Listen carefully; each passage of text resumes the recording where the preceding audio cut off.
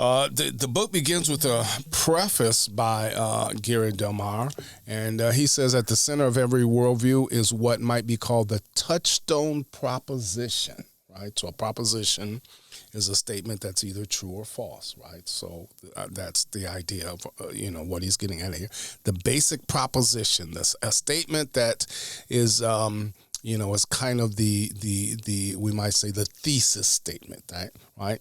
So a touchstone proposition, and here it is, of the worldview, right? So the center of every worldview is what might be called, he says, the touchstone proposition of that worldview. It's a proposition that is held to be the fundamental truth about reality and serves as a criterion to determine which other propositions may or may not count as candidates for belief, right? So it's the key, it's the touchstone, it's the major idea. And everything else, all the rest of the truths or statements or propositions kind of center around this touchstone proposition, right? Yeah, it's the ultimate standard. It's the swinging door. It's the things that you'll let in and say, oh, yep, this agrees with me, or this is the things to keep out and say, I don't agree with this, and here are the reasons why, because the things aren't able to kind of cross the threshold.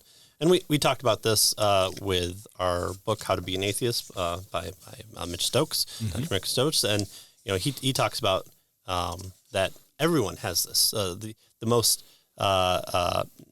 nerdiest of all scientists who doesn't trespass into the world of politics or department politics or anything. He just wants to sit there with his beakers and lab kits and reams full of data, and he looks at that data with an understanding that there are things that he can let in and things that he can't, he won't allow to come in. Right. Because that are unacceptable based on how he views the way the world works. Right? And this isn't a denial of reality here. It's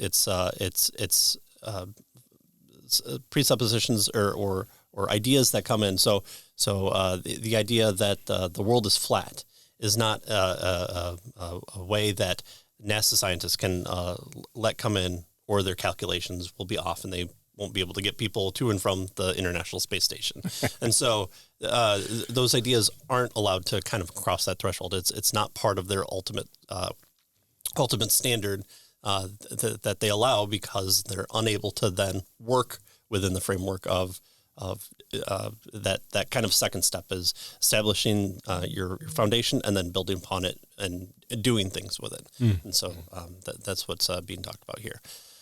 So DeMar goes on to say that defending the Christian worldview against unbelieving thought takes an understanding that every worldview has a centralized guiding principle that serves as a foundational operational assumption about the nature of reality.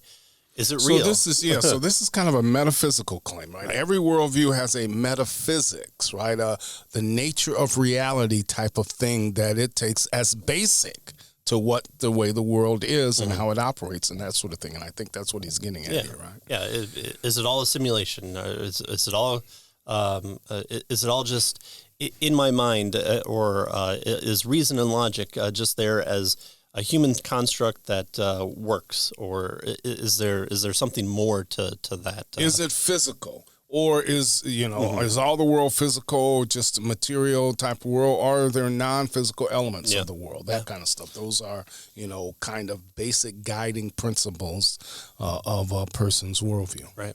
Morality. The clash of human history is a clash between different standards of morality. Genghis Khan, versus the Chinese population that he brutalized and conquered and overtook in more ways than one.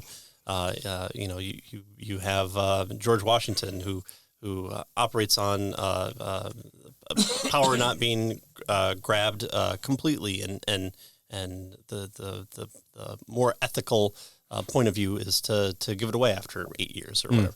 So depending on which area of reality you're talking about, these things come into play. But then at the very foundation of it all is kind of where we want to point to and where it starts.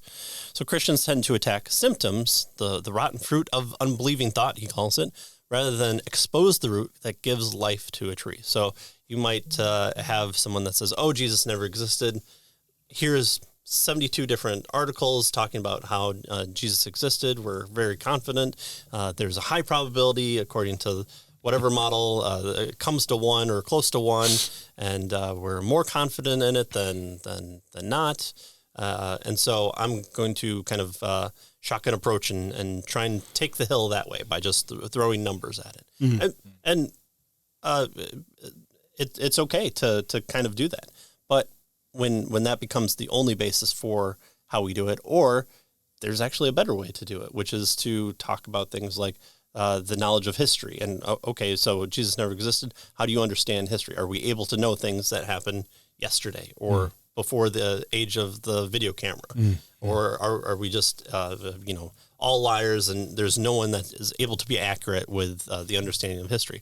And so those things, again, you, instead of confronting the opposition that way, you take a step back and say, okay, what are the foundation underlying beliefs of that statement that's being put forth? And so that's the one where we can, he says, expose the root. And so if we have a better understanding of what that person's idea of what history is, then we can then go on to inform them and talk about the competing views of history.